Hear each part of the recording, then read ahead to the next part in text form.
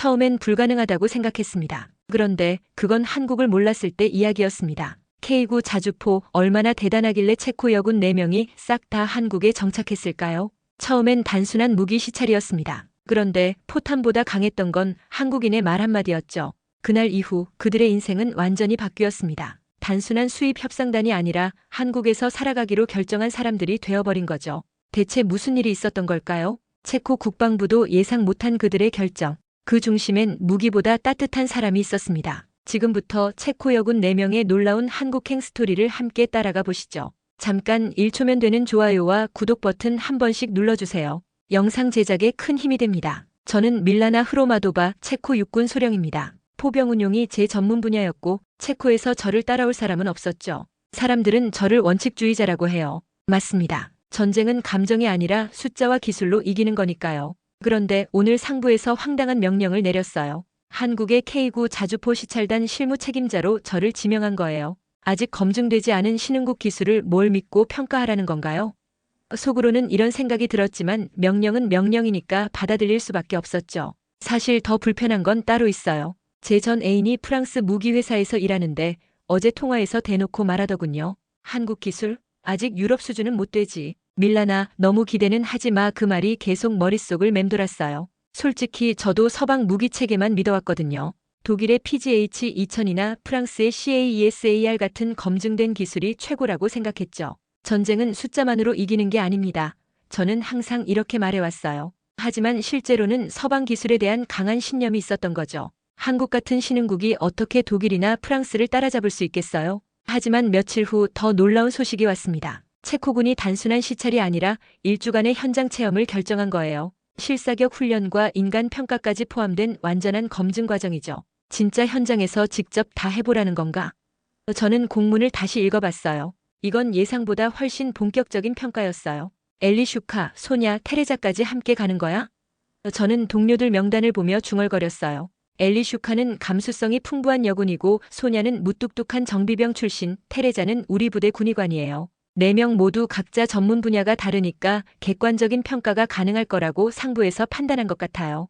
야로슬라브 대령님이 마지막에 말씀하셨어요. 밀라나, 내가 팀 리더야. 철저하게 평가해서 와라. 감정에 휘둘리지 말고 말이야. 그 순간 저는 어깨가 무거워지는 걸 느꼈습니다. 아버지이기도 한 대령님이 딸인 저를 객관적 평가자로 보내신 거죠. 개인적인 편견은 접어두고 오직 기술적 검증에만 집중해야겠다고 다짐했어요. 한국행 비행기표를 받아들면서도 솔직히 기대보다는 의무감이 더 컸습니다. 과연 한국 기술이 유럽을 능가할 수 있을까?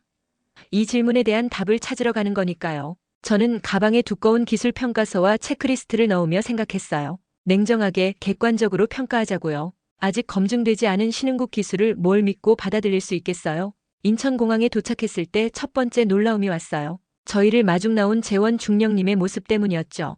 키가 크고 단정한 모습이었는데 뭔가 예상했던 것과 달랐어요. 서방 장교들처럼 권위적이지 않고 그렇다고 너무 친근하지도 않은 적당한 거리감이 있었거든요. 체코에서 오신 여러분 환영합니다. 앞으로 일주일 동안 많은 것을 보여드리겠습니다. 재원 중령님의 첫인사는 간결했어요. 불필요한 말이 없었죠. 저는 속으로 생각했어요. 적어도 시간 낭비는 안 하겠네. 다음 날 아침 K9 실사격 훈련장에 도착했을 때 두 번째 충격이 왔습니다. 재원 중령님의 브리핑은 정말 간결했어요. 오늘은 K9의 실제 사격 능력을 보여드리겠습니다. 질문은 나중에 받겠습니다. 그리고 곧바로 훈련이 시작됐죠. 제가 정말 놀란 건 훈련병들의 움직임이었어요. 명령 없이도 각자 맡은 역할을 척척 해내는 모습이 인상적이었어요. 체코군 훈련과는 확실히 다른 분위기였죠. 장교가 일일이 지시하지 않아도 병사들이 알아서 움직이는 거예요. 저건 단순한 훈련이 아니야. 완전히 체화된 거야. 저는 엘리 슈카에게 작은 목소리로 말했어요. 포탄이 목표물을 정확히 맞췄을 때 소냐가 제 옆에서 중얼거렸어요. 명중률이 생각보다 높네. 그 말에 저도 인정할 수밖에 없었어요. 기술적으로는 분명히 괜찮은 수준이었거든요. 하지만 여전히 마음 한구석에서는 의구심이 들었어요. 한번 잘하는 걸로 전체를 판단할 순 없지. 훈련이 끝나고 재원 중령님이 말씀하셨어요. 우리 병사들은 명령을 기다리지 않습니다. 상황을 스스로 판단하고 움직이도록 훈련받거든요. 그 말이 제 머릿속에 계속 맴돌았어요. 유럽식 훈련과는 확실히 다른 철학이었죠. 그런데 진짜 변화는 그날 저녁에 시작됐어요. 재원 중령님이 저희를 작은 한식당으로 데려갔거든요. 한국 음식을 드셔보세요. 이것도 문화 이해의 일부입니다. 그때 엘리슈카가 김치찌개를 한 숟가락 떠먹더니 갑자기 눈물을 글썽거리는 거예요. 이게 뭐예요? 왜 이렇게 따뜻하고 깊은 맛이 나죠? 엘리슈카의 말에 저는 당황했어요. 기술 평가를 하러 온 건데 왜 갑자기 감정적인 반응이 나오는 거죠? 하지만 테레자도 소냐도 모두 진지한 표정으로 음식을 먹고 있었어요. 분위기가 이상하게 따뜻해지고 있었죠. 재원 중령님이 조용히 말씀하셨어요. 음식도 기술입니다. 오랜 시간 축적된 노하우죠. 우리는 기술에만 의존하지 않고 사람의 마음도 함께 생각합니다. 그 순간 저는 묘한 기분이 들었어요. 처음으로 기술이 아닌 사람이라는 게 제 마음을 흔들기 시작한 거예요. 하지만 저는 아직 냉정함을 유지하려고 애썼어요. 감정에 휘둘리면 안 돼. 객관적으로 평가해야 해. 그날 밤 숙소에서 저는 일기를 썼어요. 첫날 소감 기술적 수준은 예상보다 높음. 하지만 아직 판단하기 이름. 하지만 펜을 놓으면서도 계속 생각났어요. 엘리슈카의 눈물과 재원 중령님의 차분한 말투가요. 셋째 날 소냐가 K구 내부 점검을 하던 중 뭔가를 발견했어요. 밀라나 이거 봐. 회로 배선에 이상이 있는 것 같은데. 소냐는 항상 기술적인 문제에 예민한 편이거든요. 저는 즉시 한국 측에 보고했어요. 그런데 한국 정비병의 반응이 예상과 달랐어요. 당황하거나 변명하는 대신 차분하게 말하더군요. 아, 그 부분이군요. 이미 예측되어 사전 조치 중입니다. 그리고는 완벽한 데이터를 보여줬어요. 언제 어떤 부품이 마모될지, 교체 주기는 언제인지 모든 게 다 나와 있었죠. 소냐가 제게 작은 목소리로 말했어요. 내가 실수한 건가? 이미 다 알고 있었네. 저는 소냐의 당황한 모습을 처음 봤어요. 무뚝뚝하고 자신감 넘치던 소냐가 흔들리고 있었거든요. 한국 정비병은 오히려 소냐에게 고마워했어요. 덕분에 점검이 더 정확해졌습니다. 함께 확인해 보시죠. 그 순간 소냐의 표정이 묘하게 변했어요. 자신의 실수를 감싸주는 게 아니라 오히려 도움이 됐다고 말해주는 거예요. 우리가 봐야 하는 건 단순한 무기가 아니야. 이건 시스템이야. 소냐가 저녁에 저에게 한 말이에요. 그동안 우리가 봐온 서방 무기들과는 접근 방식 자체가 다르다는 거죠. 한국은 무기 하나하나가 아니라 전체 시스템으로 생각하고 있었어요. 그런데 정작 문제는 저였어요. 엘리슈카는 한국 문화에 완전히 빠져 있었고, 소냐는 기술적 감탄을 하고 있었고, 테레자는 한국 의료진들과 교류하며 감동받고 있었어요. 모두가 한국에 호감을 갖고 있는데 저만 뒤처지고 있다는 느낌이 들었죠. 나만 이상한 건가? 저는 혼자 생각에 빠졌어요. 객관적으로 평가해야 한다는 사명감과 동료들이 보여주는 긍정적 반응 사이에서 갈등이 생겼거든요. 감정에 휘둘리지 않으려고 했는데 오히려 그 때문에 더 혼란스러워지고 있었어요. 재원 중령님이 저의 고민을 눈치챘는지 조용히 물어보셨어요. 뭔가 걱정이 있으신가요? 저는 솔직하게 말했어요. 동료들이 너무 빨리 한국에 적응하는 것 같아서요. 객관적 평가가 어려워질까봐 걱정됩니다. 재원 중령님이 미소를 지으시며 말씀하셨어요. 객관적 평가와 마음을 여는 것은 다른 문제입니다. 오히려 마음을 열어야 진짜 모습을 볼 수 있어요. 그 말이 제 가슴에 꽂혔어요. 혹시 제가 너무 닫혀 있는 건 아닐까요? 그날 밤 저는 잠을 이루지 못했어요. 계속 생각났거든요. 소냐를 감싸준 한국 정비병의 모습, 재원 중령님의 따뜻한 말투, 그리고 동료들의 변화하는 모습들이요. 혹시 내가 놓치고 있는 게 있는 건 아닐까? 처음으로 제 자신에 대한 의문이 들기 시작했어요. 넷째 날 저녁 재원 중령님이 회의실에서 갑자기 다른 이야기를 꺼내셨어요. 잠깐 기술 얘기 말고 다른 걸 말씀드려도 될까요? 저희는 모두 고개를 끄덕였죠. 그동안 항상 간결하고 업무적이었던 재원 중령님이 처음으로 개인적인 이야기를 하려는 것 같았거든요. 우린 전쟁을 겪었습니다. 나라 잃고 다시 일어섰죠. 재원 중령님의 목소리가 조금 낮아졌어요. 1950년 6.25 전쟁 때 말입니다. 그때 우리에게는 아무것도 없었어요. 무기도 의료 장비도 심지어 제대로 된 병원도 없었죠. 저는 갑자기 집중하게 됐어요. 지금까지 들어본 적 없는 이야기였거든요. 테레자도 엘리슈카도 모두 재원 중령님을 바라보고 있었어요. 그런데 그때 체코에서 의료 장비를 지원해 주셨어요. 많지는 않았지만 우리에게는 정말 소중한 도움이었죠. 그 장비로 수많은 생명을 구할 수 있었습니다. 재원 중령님이 잠시 멈추더니 저희를 천천히 바라보셨어요. 그 빛 아직 기억하고 있습니다. 회의실이 완전히 조용해졌어요. 아무도 말을 하지 않았죠. 저는 가슴이 뭉클해지는 걸 느꼈어요. 70년 전의 일을 아직도 기억하고 있다는 거예요. 그것도 작은 도움이었는데 말이에요. 엘리슈카가 조심스럽게 물어봤어요. 그래서 저희를 이렇게 잘 대해주시는 건가요? 재원 중령님이 고개를 저으셨어요. 아니에요. 그건 그거고 지금은 지금입니다. 다만 우리는 도움을 받은 걸 잊지 않는 민족이라는 걸 말씀드리고 싶었어요. 소냐가 갑자기 입을 열었어요. 저희 할아버지가 그때 의료진이었어요. 한국 전쟁 지원 얘기를 가끔 하셨거든요. 그 순간 재원 중령님의 눈이 반짝였어요. 그렇다면 우리는 정말 인연이 깊은 거네요. 분위기가 완전히 바뀌었어요. 더 이상 기술 평가나 무기 구매 같은 차가운 얘기가 아니었어요. 사람과 사람 사이의 따뜻한 연결고리를 느낄 수 있었죠. 그날 밤 테레자가 저에게 조용히 말했어요. 밀라나, 나는 계속 이곳 한국에 있고 싶어. 저는 깜짝 놀랐어요. 테레자는 항상 신중하고 이성적인 사람이거든요. 갑자기 왜 그런 생각이 들어? 여기 사람들은 진짜야 가식이 없어. 테레자의 말이 제 가슴에 박혔어요. 솔직히 저도 모르게 그런 느낌을 받고 있었거든요. 하지만 아직 인정하고 싶지 않았어요. 우리는 평가하러 온 거야. 감정에 휘둘리면 안 돼. 제가 말했지만 목소리에 확신이 없었어요. 테레자가 저를 빤히 보더니 말했어요. 밀라나, 너도 느끼고 있잖아. 이곳이 특별하다는 걸. 그날 밤 저는 오랫동안 잠들지 못했어요. 재원 중령님의 진심 어린 말씀과 테레자의 고백이 계속 머릿속을 맴돌았거든요. 처음으로 한국이라는 나라가 단순한 무기 공급국이 아니라 진짜 마음을 나눌 수 있는 곳일지도 모른다는 생각이 들었어요. 5째 날 재원 중령님이 저에게 제안하셨어요. 소령님께서 직접 K구 내부에서 사격 통제를 체험해 보시는 게 어떨까요? 저는 망설였어요. 지금까지는 밖에서 관찰만 했거든요. 하지만 정확한 평가를 위해서는 직접 경험해 봐야겠다고 생각했죠. K구 내부에 들어가자마자 느낌이 달랐어요. 생각보다 넓고 체계적으로 정리되어 있었거든요. 한국 포병이 친절하게 설명해줬어요. 여기가 사격 통제 시스템입니다. 목표 설정부터 발사까지 모든 과정을 여기서 조작해요. 실전에서도 8초 만에 사격이 가능하다는데 맞나요? 저는 믿기 어려워서 다시 물어봤어요. 유럽 자주포들은 보통 15초에서 20초 정도 걸리거든요. 한국 포병이 자신 있게 답했어요. 한번 직접 해보시겠어요? 시뮬레이션이 시작됐어요. 목표물이 화면에 나타났고 저는 지시에 따라 조작했죠. 정말 놀라웠어요. 복잡할 거라고 생각했는데 직관적이고 간단했거든요. 그리고 정확히 8초 만에 모든 절차가 완료됐어요. 어떻게 이렇게 빨라요? 제가 물어보니까 재원 중령님이 답하셨어요. 그게 우리 기술이 아니라 우리 방식입니다. 그 말이 제 머릿속에 강하게 박혔어요. 기술이 아니라 방식이라니요? 재원 중령님이 설명을 이어가셨어요. 우리는 복잡한 걸 간단하게 만드는 데 집중했어요. 전쟁터에서는 복잡한 조작보다 빠르고 정확한 대응이 생명이거든요. 그래서 사용자 중심으로 설계했습니다. 저는 갑자기 깨달았어요. 지금까지 저는 기술의 복잡함이 곧 우수함이라고 생각했거든요. 독일이나 프랑스 무기들처럼 정교하고 복잡할수록 좋은 거라고 믿었죠. 하지만 한국은 반대로 생각하고 있었어요. 실전에서 병사들이 스트레스 받지 않도록 최대한 직관적으로 만들었어요. 복잡한 매뉴얼 외울 시간에 훈련 더하는 게 낫죠. 한국 포병의 말에 저는 고개를 끄덕였어요. 이론적으로는 맞는 말이었거든요. K구에서 나와서 저는 한동안 말을 하지 못했어요. 머릿속이 복잡했거든요. 지금까지 제 기준으로 판단했던 모든 것들이 흔들리고 있었어요. 혹시 내가 잘못 생각했던 건 아닐까? 엘리 슈카가 제 옆에 다가와서 물어봤어요. 어땠어?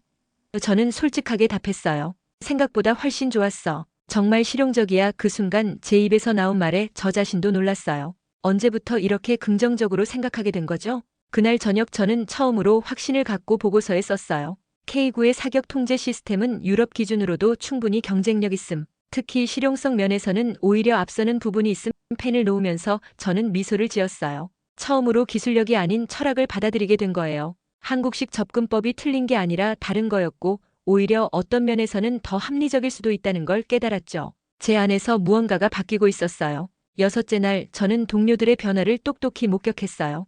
엘리 슈카는 아침부터 스마트폰으로 뭔가를 열심히 하고 있었거든요. 뭐 하는 거야?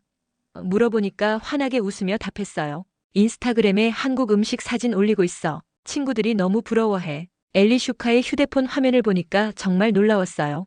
김치찌개, 비빔밥, 한국 전통차 사진들이 가득했죠. 댓글도 엄청 많이 달려 있었어요. 한국 정말 가보고 싶다. 음식이 왜 이렇게 맛있어 보여? 이런 반응들이었거든요. 엘리 슈카, 너 완전히 한국 홍보대사 된 것 같은데?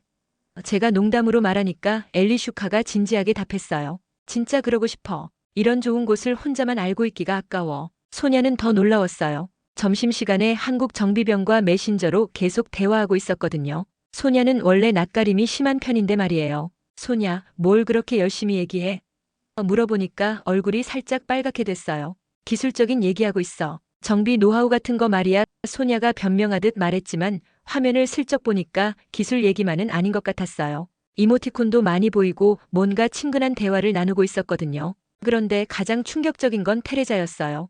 오후에 국군병원 견학을 갔다 온 테레자가 눈을 빨갛게 하고 돌아왔거든요. 테레자, 무슨 일이야? 뭔가 안 좋은 일 있었어? 제가 걱정스럽게 물어봤어요. 테레자가 고개를 저으며 말했어요. 아니야, 너무 감동받아서 그래. 그리고는 잠시 말을 멈췄다가 이어갔어요. 전쟁 중 가장 필요한 건 이런 의료였어. 한국 의료진들의 마음가짐이 정말 대단해. 테레자가 설명해 주니까 이해가 됐어요. 국군병원에서 만난 의료진들이 환자 한 명 한 명을 정말 가족처럼 돌보더라는 거예요. 최신 장비보다 환자를 먼저 생각하는 마음이 느껴졌다고 했죠. 그날 저녁 저는 상부에 보내는 보고서를 작성했어요. 지금까지 써본 보고서 중 가장 긍정적인 내용이었죠. 한국 K9 자주포 기술 도입, 진지하게 검토할 가치 있음. 기술적 우수성뿐만 아니라 운용 철학도 우리가 배울 점이 많음. 보고서를 쓰면서 저는 웃음이 났어요. 일주일 전에 저라면 절대 이런 글을 쓰지 못했을 거거든요. 그때는 한국 기술을 의심하고 있었으니까요. 동료들도 모두 변했어요. 엘리 슈카는 한국 문화 전도사가 됐고, 소냐는 한국 정비병과 기술 교류를 넘어선 친구가 됐고, 테레자는 한국 의료진의 정신을 배우고 싶어 했어요. 그리고 저는 한국식 실용주의에 완전히 매료됐죠. 우리 모두 변했네. 제가 혼잣말로 중얼거리니까 테레자가 웃으며 말했어요. 변한 게 아니라 눈을 뜬 거야. 진짜 좋은 걸 알아본 거지. 그 말이 정말 맞는 것 같았어요. 편견이라는 안대를 벗고 나니까 보이는 게 달랐거든요. 4명 모두 한국에 대한 생각이 완전히 바뀐 거예요. 이제 마지막 하루만 남았는데 벌써부터 아쉬운 마음이 들기 시작했어요. 마지막 날 저녁 재원 중령님이 저에게 제안하셨어요. 시간 되시면 서울 시내를 조금 구경해 보시는 게 어떨까요? 마지막 밤이니까요. 저는 흔쾌히 동의했어요. 다른 동료들은 각자 마지막 시간을 보내고 있었거든요. 덕수궁 돌담길을 걸으면서 저는 한국의 야경에 감탄했어요. 현대적인 건물들 사이로 보이는 전통 궁궐의 모습이 신비로웠거든요. 재원 중령님이 조용히 말씀하셨어요. 이 길을 걸으면 마음이 차분해져요. 저도 고민이 있을 때 자주 와요. 우리는 한동안 말없이 걸었어요. 가로등 불빛이 은은하게 길을 비추고 있었죠. 그때 저는 갑자기 궁금해진 게 있어서 물어봤어요. 중령님, 왜 그렇게 한국은 사람을 중심에 두는 건가요? K9도 의료 시스템도 모든 게 사람을 먼저 생각하는 것 같아서요. 재원 중령님이 걸음을 멈추고 저를 바라보셨어요. 잠시 고민하시는 것 같더니 천천히 말씀하셨어요. 우린 너무 아픈 시대를 겪어서 이제는 사람을 먼저 지켜야 한다고 믿어요. 아픈 시대요? 제가 다시 물어보니까 재원 중령님의 표정이 진지해졌어요. 일제강점기, 한국전쟁, 군사독재까지 우리 할아버지, 아버지 세대가 겪은 일들이에요. 그때는 사람이 숫자에 불과했죠. 하지만 그런 시대를 지나오면서 깨달은 게 있어요. 재원 중령님이 다시 걷기 시작하며 말을 이어갔어요. 기술이 아무리 좋아도 사람이 다치면 소용없다는 걸요. 무기가 아무리 강해도 사용하는 사람이 불행하면 의미가 없다는 걸요. 그래서 우리는 항상 사람을 중심에 놓고 생각해요. 그 순간 저는 왜 한국 사람들이 그렇게 따뜻한지 이해할 수 있었어요. 단순히 친절한 게 아니라 깊은 철학이 있었던 거죠. 고통스러운 역사를 통해 배운 지혜였어요. 그래서 K9도 복잡하지 않게 만든 거군요. 사용하는 병사들이 편하도록요. 제가 말하니까 재원 중령님이 고개를 끄덕이셨어요. 맞아요. 전쟁터에서 스트레스 받는 병사보다 여유 있는 병사가 더 정확하게 임무를 수행하거든요. 우리는 다시 침묵 속에서 걸었어요. 저는 머릿속이 복잡했어요. 일주일 전까지만 해도 한국 기술을 의심했던 제가 지금은 한국의 철학까지 이해하고 공감하고 있었거든요. 중령님, 솔직히 말씀드리면 저는 처음에 한국을 믿지 않았어요. 저는 용기를 내서 고백했어요. 서방 기술만이 최고라고 생각했거든요. 하지만 지금은 생각이 완전히 바뀌었어요. 재원 중령님이 따뜻하게 웃으시며 말씀하셨어요. 처음부터 믿어달라고 하지 않았어요. 직접 보고 느끼셨으니까 이제 판단하시면 되죠. 그 말에 저는 가슴이 뭉클해졌어요. 덕수궁 돌담길 끝에서 저는 혼자 생각에 잠겼어요. 그럼 나도 여기에 남을까? 그 생각이 머릿속을 스쳐 지나갔어요. 일주일 전이라면 상상도 못했을 일이었죠. 하지만 지금은 정말 진지하게 고려하고 있었어요. 한국이 저에게 준 건 단순한 기술 지식이 아니었어요. 사람을 중심에 두는 새로운 사고방식이었죠. 그리고 그 사고방식이 저를 완전히 바꿔놓았어요. 체코로 돌아온 지 사흘 후 국방부에 난리가 났어요. 저희 4명이 모두 같은 날 같은 서류를 제출했거든요. 장기 기술 협력 파견 요청서였어요. 각자 다른 분야로 한국에서 더 배우고 싶다는 내용이었죠. 야로슬라브 대령님이 저를 급히 부르셨어요. 사무실에 들어가니까 대령님 책상 위에 저희 4명의 요청서가 나란히 놓여 있었어요. 밀라나, 이게 뭔 일이야? 얘네가 왜 다 한국 가겠다는 거야? 대령님의 목소리에 당황스러움이 가득했어요. 저는 침착하게 답했어요. 아버지, 한국에서 배울 게 정말 많아요. 단순한 기술 이전이 아니라 완전히 다른 접근 방식을 배워올 수 있거든요. 대령님이 의자에 기대며 한숨을 쉬셨어요. 한 명도 아니고 4명이다? 엘리슈카는 문화교류 담당으로, 소냐는 정비기술 협력으로, 테레자는 의료 시스템 연구로 각각 다른 분야를 신청했어요. 저는 포병 운용 시스템 개발 참여로 요청했죠. 모두 진심이었어요. 일주일 만에 이렇게 마음이 바뀔 수가 있나? 대령님이 믿기 어렵다는 듯 물어보셨어요. 저는 확신에 찬 목소리로 답했어요. 바뀐 게 아니라 알게 된 거예요. 한국이 어떤 나라인지, 한국 사람들이 어떤 마음으로 일하는지요. 결국 대령님도 저희 요청을 받아들이셨어요. 그래, 너희가 그렇게 확신한다면 해봐라. 대신 정말 제대로 배워서 와야 한다. 그날 저는 집에 가서 한국 행짐을 쌌어요. 이번에는 일주일이 아니라 6개월 파견이었거든요. 3개월 후 저는 다시 서울에 있었어요. 재원 중령님과 덕수궁 돌담길을 걸으면서 제 마음을 털어놓았어요. 중령님 정말 신기해요. 체코에 돌아가서도 계속 한국 생각만 났거든요. 재원 중령님이 미소를 지으며 답하셨어요. 그럼 이제 진짜 한국 사람이 된 거네요. 마음으로요. 저는 재원 중령님의 손을 잡고 함께 걸었어요. 이제는 어색하지 않았거든요. 동료들도 모두 잘 적응하고 있었어요. 엘리슈카는 한국 전통문화 체험 프로그램을 기획하고 있었고, 소냐는 한국 정비병들과 새로운 점검 매뉴얼을 만들고 있었어요. 테레자는 국군병원에서 응급의료 시스템을 연구하고 있었죠. 그날 밤 저는 체코에 있는 아버지에게 전화를 걸었어요. 아버지, 저희가 올바른 선택을 한 것 같아요. 한국에서 정말 많이 배우고 있어요. 아버지도 이제는 저희 결정을 이해하고 계셨어요. 창밖으로 보이는 서울의 야경을 바라보며 저는 생각했어요. 기술 때문에 왔지만 사람 때문에 남기로 했다고요. 한국이 저에게 준 가장 큰 선물은 첨단 무기 기술이 아니라 사람을 먼저 생각하는 마음이었어요. 제 인생에서 가장 큰 변화였죠. 편견을 버리고 열린 마음으로 세상을 바라보게 된 거예요. 그리고 그 변화의 시작은 아직 검증되지 않은 신흥국 기술이라고 무시했던 한국에서였어요. 이제 저는 확신해요. 진짜 좋은 기술은 사람의 마음을 움직이는 기술이라는 걸요. 이야기를 듣고 나니 정말 중요한 건 무기가 아니라 사람이라는 말 실감나시죠? 체코 여군 4명이 한국의 감동에 정착을 택한 건 그들이 한국에서 느낀 따뜻한 품격 때문이었습니다. 여러분이라면 어땠을까요? K9를 보고 한국인을 만나고 이 땅에 서보았다면 정말 다시 돌아갈 수 있었을까요? 이 영상이 좋았다면 구독과 좋아요 부탁드리고요. 기술보다 사람이었다는 이 이야기, 여러분의 생각을 댓글로 남겨주세요. 그럼 다음 이야기에서 또 만나요.